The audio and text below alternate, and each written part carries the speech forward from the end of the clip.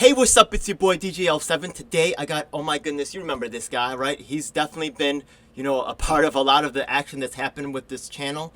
And this is Steve Poikonen, right? Action for Assange, also Slow News Day, a very prolific creator and, someone who's definitely handling this whole Assange business. So thanks again for being on the channel today. So right now we know that Assange is in extradition hearings, correct?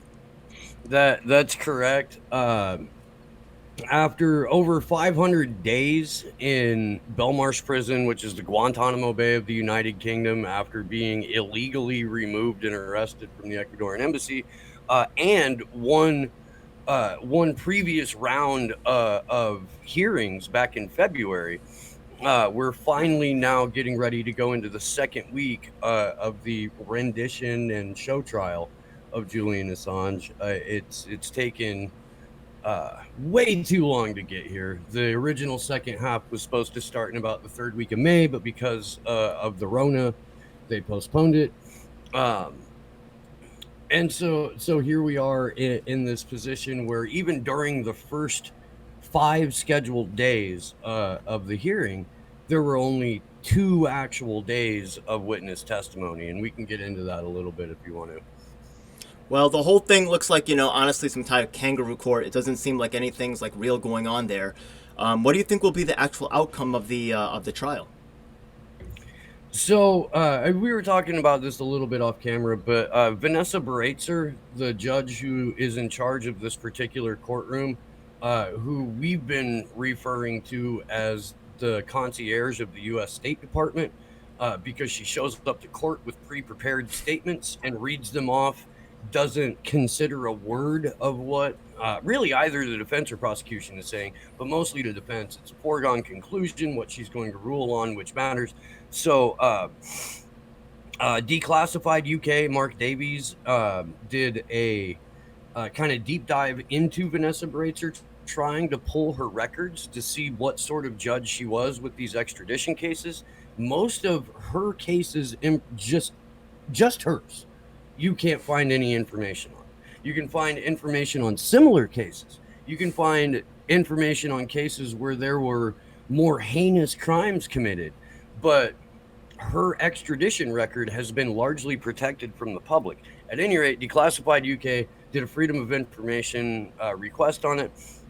They scraped newspapers and internet archives, found out that she has a 96% rubber stamp extradition approval rate. If she was in the U.S., we would call her a hanging judge, because that's basically what her function is. I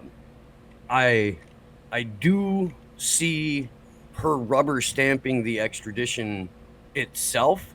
However, there are still multiple avenues of appeal for Julian Assange's legal team to pursue in the UK before he would ever be made to step foot on U.S. soil. So everything that we've done here in D.C. this week, everything that we're going to be doing for the next 2 weeks, and everything we did back in February, that's all going to happen again, it looks like, as of right now. All right, Like, we're so going to spend most of the end of our third week here prepping for when we come back and what kind of noise we want to make for whatever specific appeals process they're going through. So, what can we do on the ground here, right? So we're not in England, but what can we do here in the United States to help out with this particular whole thing? Maybe get money for his appeals fund, raise awareness. What can we do? There's a number of different things that we can do. Stella Morris, Julian's partner, the mother of his 2 young children, has I think it's a legal defense fund that she started. Defend.wikileaks.org also has the general fund for people who are incarcerated that either worked for or supported or helped out WikiLeaks. So there's that. The Courage Foundation has their own defense fund. You got to remember, like, this is a multi-jurisdictional process.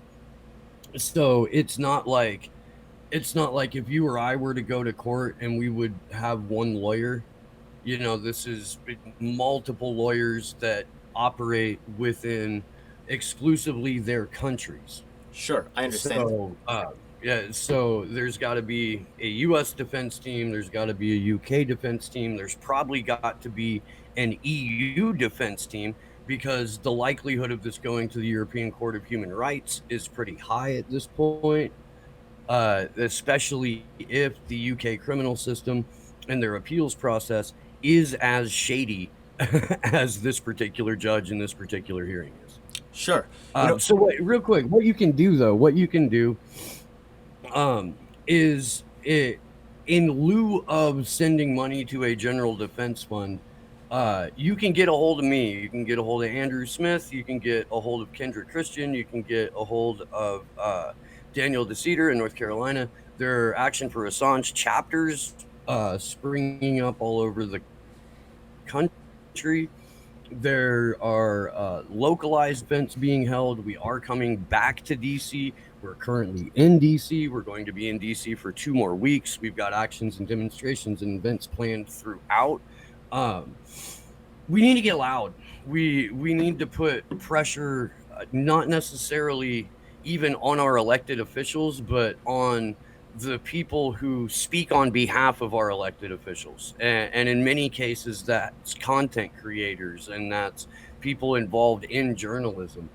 We have direct appeals to, I guess, the sense of self-preservation of anyone who would consider themselves in any way, shape, or form independent, to make the point that if Julian Assange is allowed to be brought over to the United States and tortured to death and placed under special administrative measures in a black hole in a supermax for 175 years, that means you can be next. Yeah, exactly. And that reality needs to sink in. He's basically being made an example of, because his findings were published in all the major news networks and things like that, but they're not being held responsible, right? So it's just basically a message: if you dare to try to report the truth, then you will be treated like Assange. So yeah, I hear that 100%. You've always been super impressive, and honestly, Action for Assange. I know about the. I just did something with NYC Free Assange, but I will actually look with Action for Assange, and I'll try to see what's going on with it and try to get involved. My hands are super full. Now the thing is that one of the funny things is that I'm actually engaged in an ongoing protest with MPP about getting Assange explicitly onto the platform. I think that every day I've been posting up a new picture saying this is like day 64 of them refusing to, even have a discussion or even allow the membership to vote on putting Assange explicitly on the platform. Why do you think that is? You have kind of like a history with MPP too. What? I mean, it seems like such an obviously something that a lot of people would want to do. Why would they get in the way of that? So let's kind of pull back a little bit and look at the overall structure of what MPP is and what function MPP will serve in a one-party system passing as a duopoly. Because right now, and if we do that, and if we can kind of take like a macro glance at MPP, that I believe will help us be able to define why they're being so standoffish about this and why it took so much public pressure, at least on Twitter, to get anyone from MPP to release a statement about Julian Assange, which they did, to their credit, a couple of days after their convention. So MPP, from what I can tell, in 2020 is nominally the disgruntled segment of the Bernie Sanders voting base with a handful of other progressively minded individuals in it, but primarily disgruntled Berners who still want to reform the Democratic Party or reform the duopoly. Nick Brana has said in multiple interviews, well, the Democratic Party can't sustain itself. It's going to collapse. And when it does, MPP will be there, implying that MPP is waiting to be the next part of the duopoly. That's concerning to me. It's concerning to me because there's no discussion of structurally changing the way that government operates in a way that will make it more beneficial to the people. There's no mention of the national security state. If you ignore the existence of the national security state, then you subject yourself to control by the national security state because you're playing their game. So MPP needs ballot access, and MPP needs candidates, and MPP needs all of these things if they want to be able to become a big boy political party. They do not have the ground game, the resources, or the organizational skills it would take to achieve any of those goals. If they are a legitimate movement, they've had 4 years to start getting to know the people in individual states who provide ballot access. And this is a process. It's a huge process. If we want to talk to somebody about this, talk to Ian Schlackman about this, who has gone through it working with the Green Party for the last 8 years. He personally knows how difficult it is to get ballot access in a number of states. MPP doesn't seem to be taking that seriously. So if you pull back and you look at that, what you see is in very much the same way that cops will kettle protesters and get them onto a side street where it's easier to contain them and then they can do whatever they want to with them. That's kind of what MPP looks to be doing, where it's just this funnel for progressive energy to go down to an alleyway in order to get boxed in and go nowhere. And that's a very cynical take, and your audience will probably disagree with that. But that's what I see, and that's what I see after, knowing these guys for 4 years now. But that in and of itself explains a lot of why talking about Julian Assange is dangerous to them, because it would present them as an oppositional element instead of a cooperative one. And I do believe that's true. Oh, I see that now with the Nina Turner and yeah. Oh, dang, I see that now. And you know what? That makes a lot of sense. And actually, things have developed and changed a little bit, right? The thing is that you're right. I absolutely agree with you about the burners, about them being that element. But remember, I'm a Tulsi element, you know what I mean? And the Tulsi element is strong. And I'm actually gathering, right? And you take a look at their things like defund the police and how they're refusing to have any conversation on that. Right? How are they going to bring in the libertarians? How are they going to bring in this coalition of parties that needs to really be there? So actually, wow, that was amazing. And I just, just because you're past, and thank you so much, because that answered so much of what, because I was wondering, like so many people are wondering, like what's going on. Even it's a lot of people aren't talking about it. Even Nico was like, we should have talked about Assange more at this event, and they're utilizing a lot of their star power and celebrity connects. Also, notice that the Democratic Party also uses a strategy too. We got our celebrity connects. We got our relationship with the media. You know what I mean? And it's a lot like Democrats 2.0. A lot, like too much. It is almost identical to Democrats 2.0 because they've got the safe angry people. The strategy, the whole thing. Yeah. They've got the angry people and the rock stars and the big names who aren't really out there to challenge the power structure, because the biggest, baddest rock stars on that stage at that convention all said either vote for Joe Biden or vote for the Green Party. Yeah, so... And some of them made some pretty, they tried to make some pretty convincing arguments why you should vote for Joe Biden in 2020. And a lot of... Yeah, on that stage where they're supposed to be announcing a new political party. And I really loved when you said, you understand how the cops try to, kettle people into those different, areas, because you're a street organizer, so you know what's actually going on. A lot of these celebrity YouTubers have never organized a day in their life. Maybe they went to a couple protests here and there, but they have not really been truly a part of the movement on the ground. They're their own elite sitting on their little comfortable chairs, just talking to the famous people, and they don't really understand the ground movement. So you obviously do, yeah? So I appreciate that. So that's why there's going to be a huge difference between my takes on this as a grassroots ground level activist and as a pundit or wannabe commentator or even political player. I don't want to be a political player. Yeah, me too. I actually just want to be left the fuck alone, and I would like nothing more than to go fish off of a pier somewhere. That's what I want, dude. But until I can, I'm gonna be in the streets and I'm gonna be doing this. That's exactly You my know, heart. Exactly, 100%, man. That's basically who I am deep down, man. For real, man. So that's awesome. Yeah, I really appreciate that. Yeah. So yeah. So honestly, look, I have some other questions about that. You had some type of involvement with the Progressive Party. A lot of people who have been involved with MPP and had like issues with them, but didn't really feel comfortable going after them the way that I have been contacting me saying like, "Yo, Ed, like let's work something out. Like, I want you to tell my story. I want you to work with me." So there's a group called the Progressive Party. I was asking the before we started the recording, what you knew about them. What do you know about them? I have an interview coming with them maybe even later today. so back in, I want to say 2018, in the like late spring, early summer, I got contacted by Jonathan Martin, who is in charge of this Progressive Party Organizing Fund. And Eric L. Bloss, who I had worked with at the Progressive Independent Party, had given him my name and was like, "Hey, I'm going to throw you this guy, maybe he can help you out a little bit."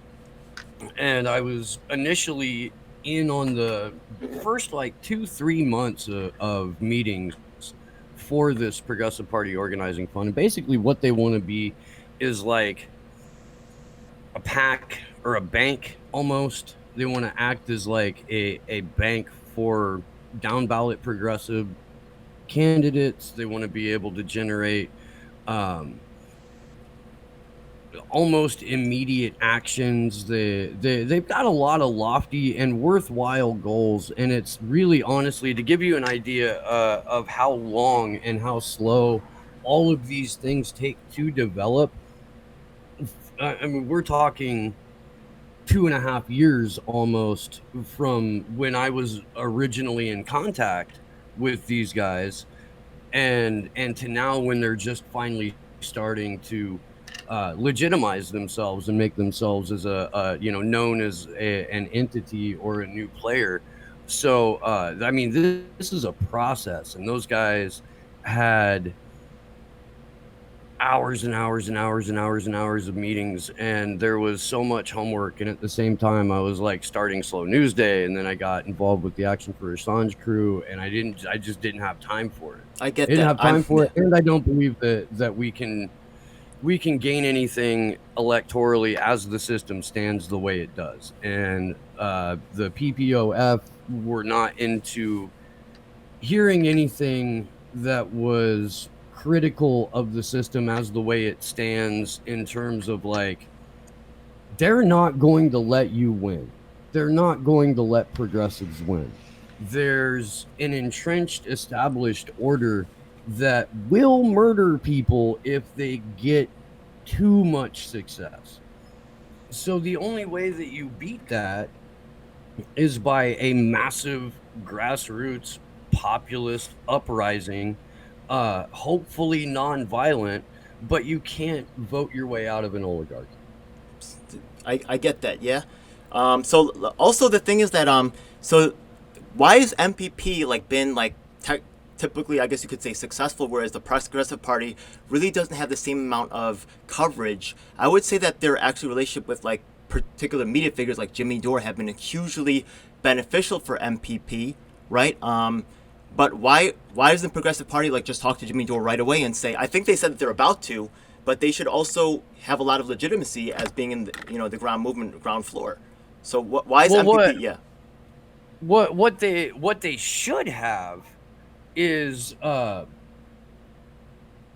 apparatus behind them. And this is originally why I was supposed to work with them, because I was supposed to use the people that I knew in independent media to try and get them that airtime and try and get them that bump. And I got too busy, and we haven't really spoken in about 18 months. Um, but the organizing fund, I don't want to talk too much shit. I really don't, because I genuinely like those people, and I hope the best for them. yeah, I just have a more dark take on it I get it. because Yeah, of because the yeah, shit that I've gone through and the shit that I see. Um, I will say right now that everyone involved in the Progressive Party Organizing Fund is heads and shoulders above and more legitimate than 99.9% of the leadership of Movement for a People's Party. I believe that because we've got people that are part of this organizing fund that actually come from a political background and have ran for office and have worked with elected officials and have managed campaigns and shit. Like, they know how to do this. That element is largely missing from MPP. What is not missing from MPP are a couple of celebrity content creators and a couple of celebrity speakers that can give MPP legitimacy without making them a threat electorally.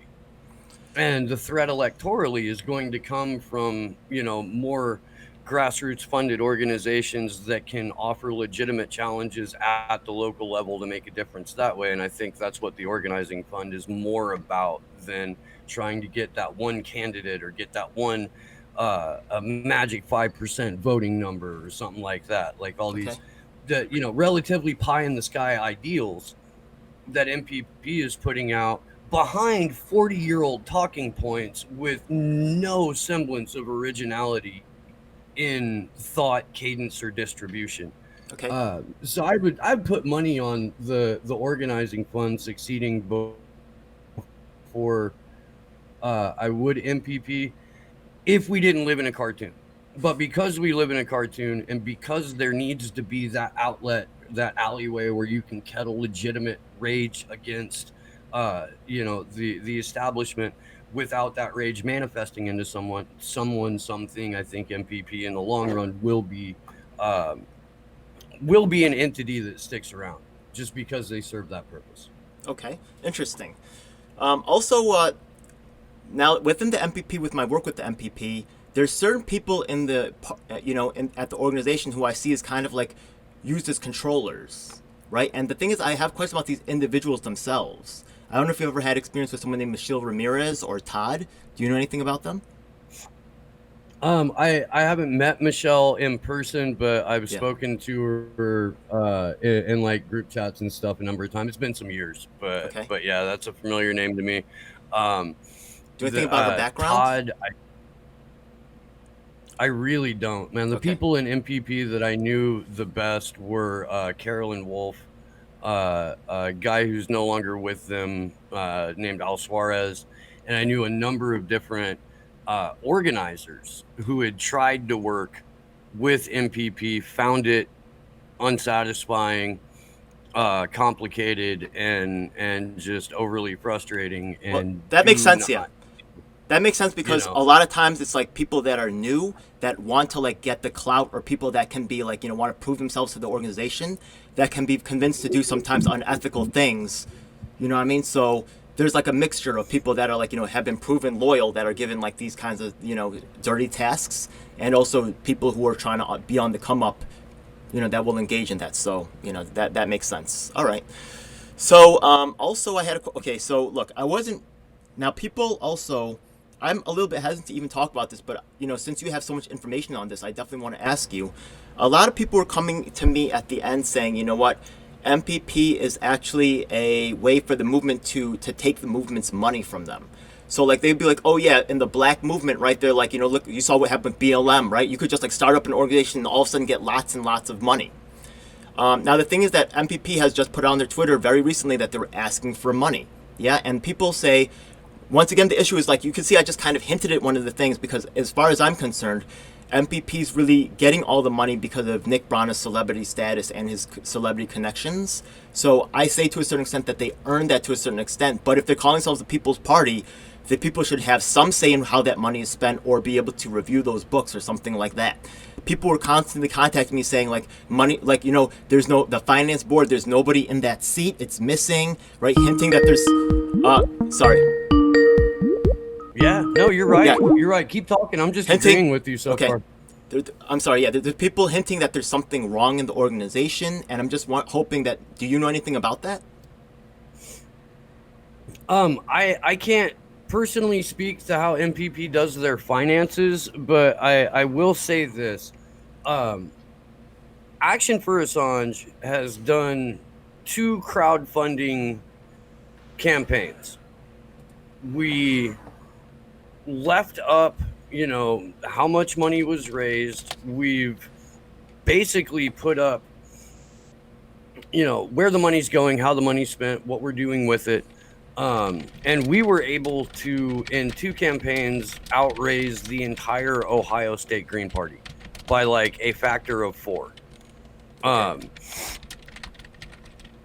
But we're really upfront with what we do with it and how we spend it. And like, none of us are, derelicts who are just going to hang out on a street corner in DC and smoke crack rock and drink all day. Like, that's just not how anybody rolls, Yeah. Not that anyone in MPP does that, that I know of, but it's shady to me that they don't have a financial board that we can contact, that we can look at. It's shady to me that there isn't, any kind of transparency or accountability. And look, man, in terms of it, turning into a BLM thing where the organizational leadership can be co-opted, but the rank and file are still genuine and trying to achieve a semblance of change. Nick Brana seems to be one of the most easily corruptible Muppets on the face of the entire planet. Like, seems to be. Like, I feel like I'm not sure I have the same take, but like sometimes things around you like kind of like influence you to take certain positions you don't want to take. It's possible though. Anything's possible until proof is given. Well, so look, man, make the books public and remove all doubt. Nick, what's up, man? Nick, what's up, MPP? They were around for 4 years before they did their first action. And their first action was in conjunction with the Convo Couch, their promotion of it, and the Convo Couch getting Shahid Buttar to come and like hang out with them while they did the MPP action. Yeah. There was no... It's so weird that Did you see my event? My event, like before they had Convo Couch promote them, you could see that my event was better and I had a better video production, everything. So the thing is that, like, how can I one-handedly, like, beat out basically, have the best event in the nation? The only reason why they got more views on their event was because of Convo Couch. Even with Shahid Buttar, I still had more views until, they brought Convo Couch into the equation, which I'm not mad at. I love Convo Couch. I know that they have, like, a lot of... and they actually had, difficulties with MPP as well. There was, like, some... I don't know if you heard about that, but Convo Couch is one of the few YouTubers, the well-known YouTubers out there that actually does ground game work. I have huge respect to those guys. I talk to Pasta almost daily.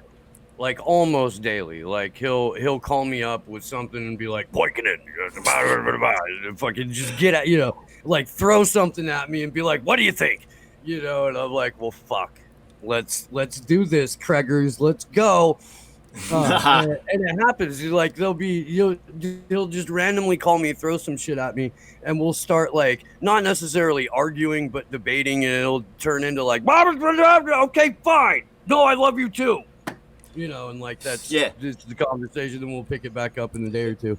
But they do real work, man. There's hardly anyone out there in independent media getting tear gassed just to bring you an eyewitness account of what's going on the ground. I got a lot of respect for those guys. Look, I got another interview coming up just in a moment. They've been bugging me, right? I got a call in the middle of the thing. I will get back to you. It was so revealing. I'm so sorry. It's just been a super busy time. All this stuff that's happened with MPP is actually now my phone's blowing with all these people trying to contact me. Like, you know what I mean? But definitely, you are definitely a key piece of the equation. And once again, Action for Assange, this guy, I agree with your priority level. You get what I mean? Like, I understand the progressive thing was going on, but, the Assange thing is so important just to, like, the free media and just at a core level. I just have so much respect for the work you do. God bless, my man. And I'll see you soon. All right? Well, thank you. All right, take care. Thanks for having me on. Thank you. Peace, brother. It's a dark day in our nation when high-level authorities will seek to use every method to silence dissent. The truth must be told. And if you want the truth, you need to check out independent media producers just like myself, DJ L7. You should subscribe and hit the bell icon to get notifications when I release a new video. Truth of these We are words on all is the major beyond platforms. doubt. That includes Facebook, Twitter, Instagram, and of course YouTube. Unfortunately, we have definitely seen that these mainstream outlets will cave to corporate interests, so we encourage you to join our independently moderated communities of Reddit and Discord. We also encourage you to subscribe to us on BitChute Daily Motion so you can see the content that YouTube doesn't want us to let you see. Hey, now it's time for the most important part of the video. That's right. It's time for us to tell you about the Taking Action Group. Do you need an activist? Or maybe there's no activists around willing to help you with your cause and you need to learn to become an activist. That's exactly why we're here. Every week we get up with people from across the nation, in fact even sometimes internationally, and we develop strategies and a game plan to address the issues that are affecting all of us. Every week myself from New York City and of course my co-host Lisa from Los Angeles provide a coast-to-coast perspective on what's going on in the country. If you want to donate to help out with expenses, travel, equipment, stuff like that, then I definitely appreciate it, and you can hit us off at Venmo or PayPal.